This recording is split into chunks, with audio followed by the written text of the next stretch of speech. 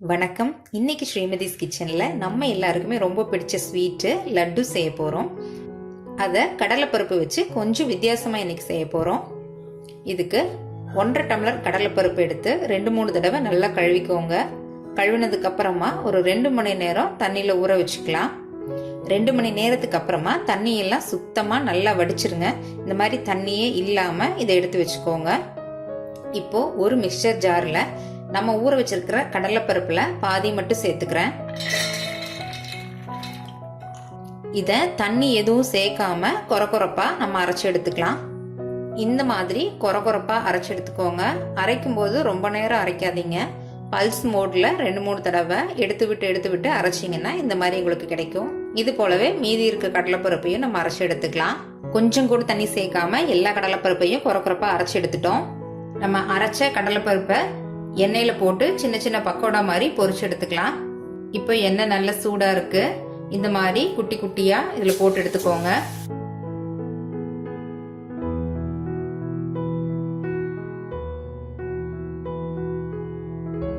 இந்த மாதிரி எல்லா சைடும் திருப்பி விட்டுக்கோங்க.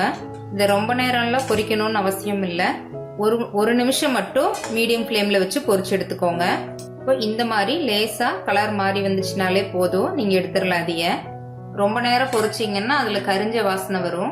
ஒரு நிமிஷம் மட்டும் பொரிச்சிங்கன்னா உங்களுக்கு கரெக்டா இருக்கும். இது போலவே மீதி இருக்கிற கடலைப்பருப்பையும் பொரிச்சு எடுத்துக்கலாம். இப்போ இந்த மாதிரி நம்ம எல்லாத்தையுமே பொரிச்சு எடுத்துட்டோம். இதை ஒரு 5 நிமிஷம் நம்ம ஆற வச்சிடலாம். இப்போ எல்லா பக்கோடாவும் நல்லா ஆறிடுச்சு.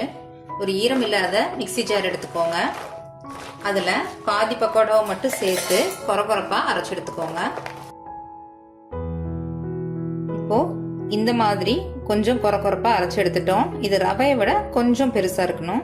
எல்லாத்தையுமே நம்ம இந்த மாதிரி அரைச்சு எடுத்துட்டோம். அடுத்தது சக்கரை பாகு ரெடி பண்ணிக்கலாம். சக்கரை பாகு செய்யறதுக்கு ஒரு பேன்ல 1.5 டம்ளர் வெள்ளை சக்கரை சேர்த்துக்கிறேன். கடலைப்பருப்பு எந்த அளவுக்கு எடுக்கிறீங்களோ அதே அளவு தான் சர்க்கரையும் சேர்த்துக்கணும். அது ஸ்வீட்னஸ் கரெக்டா இருக்கும். இல்ல இன்னும் உங்களுக்கு தித்திப்பா வேணும் அப்படின்னா இன்னொரு 1/4 டம்ளர் சக்கரை அதிகமா எடுத்துக்கலாம். இது கூடவே ஒரு 3/4 டம்ளர் அளவு தண்ணி சேர்த்துக்கிறேன். இதை ஒரு வாட்டி நல்லா மிக்ஸ் பண்ணி விட்டுட்டு ஒரு கம்பி பதம் வர்ற வரைக்கும் நம்ம வெயிட் பண்ணலாம். பாகு நல்லா கொதிச்சுட்டு இருக்கு. இது கூட நான் கலருக்காக கொஞ்சமா ஃபுட் கலர் சேர்க்கிறேன். இது ஆப்ஷனல் தான், இது சேர்க்காம கூட நீங்க பண்ணலாம். ஆனா இது இந்த கலர் சேர்த்து செய்யும் போது மோட்டிச்சூர் லட்டு மாதிரி ஆரஞ்சு ரெட் கலர்ல சூப்பரா இருக்கும். இது கூடவே 5 ஏலக்காவை ஒரு ஸ்பூன் சர்க்கரையோட பொடிச்சு வச்சிருக்கேன். அதை உள்ள சேர்த்துக்கலாம். இது நல்ல வாசனை கொடுக்கும். பாகு நல்ல சலசலன்னு கொதிச்சுட்டு இருக்கு. இப்ப நம்ம ஒரு கம்பி பதம் வந்துருச்சான்னு செக் பண்ணிக்கலாம். அதுக்கு இந்த மாதிரி கரண்டியில கொஞ்சமா எடுத்துக்கோங்க. கைகள் தொட்டு இழுத்தீங்க அப்படின்னா ஒரு கம்பி மாதிரி ஃபார்ம் ஆகும். நமக்கு ஃபார்ம் ஆகுது இல்லையா? இப்போ கரெக்டா இருக்கு. இப்போ ஸ்டவ்வை நம்ம சிம் பண்ணிக்கலாம். இப்போ நம்ம அரைச்சு வச்சிருக்கிற கடலைப்பருப்பை உள்ள சேர்த்துக்கலாம்.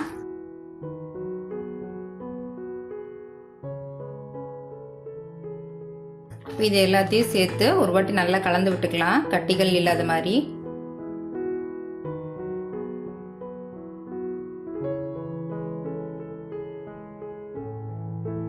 இந்த மாதிரி மிக்ஸ் பண்ணி விட்ட உடனே ஸ்டவ் ஆஃப் பண்ணிருங்க. பாகு ஒரு கம்பி பதம் தான் வரணும். இன்னும் அதிக நேரம் இந்த மாதிரி ஹீட்லயே வச்சிருந்தோம்னா லட்டு முருகின மாதிரி ஆயிடும். அதனால உடனே ஸ்டவ் ஆஃப் பண்ணிடுங்க. இப்போ பாக்குறதுக்கு கொஞ்சம் தண்ணி மாதிரி தெரியும். இது ஆறி வரும்போது கடலைப்பருப்பு இந்த சுகர் சிரப் எல்லாத்தையும் இழுத்துக்கும். நமக்கு லட்டு பிடிக்கிறதுக்கு கரெக்டான பதத்துக்கு வந்துடும். இது இப்படியே நம்ம ஆற வச்சிடலாம். நம்ம லட்டுவை இன்னும் டேஸ்ட் ஆக்குறதுக்காக கொஞ்சமா முந்திரியும் திராட்சையும் நெய்யில வறுத்துட்டு நம்ம லட்டு கூட சேர்த்துக்கலாம். முந்திரி லேசா கலர் மாறினதுக்கு அப்புறமா திராட்சை சேர்த்துக்கலாம். திராட்சைகள் நல்லா உப்பி வந்ததுக்கு அப்புறமா ஸ்டவ் ஆஃப் பண்ணிடலாம். வறுத்து வச்சிருக்கிற திராட்சை முந்திரிய லட்டு மிக்சர் கூட சேர்த்துக்கலாம்.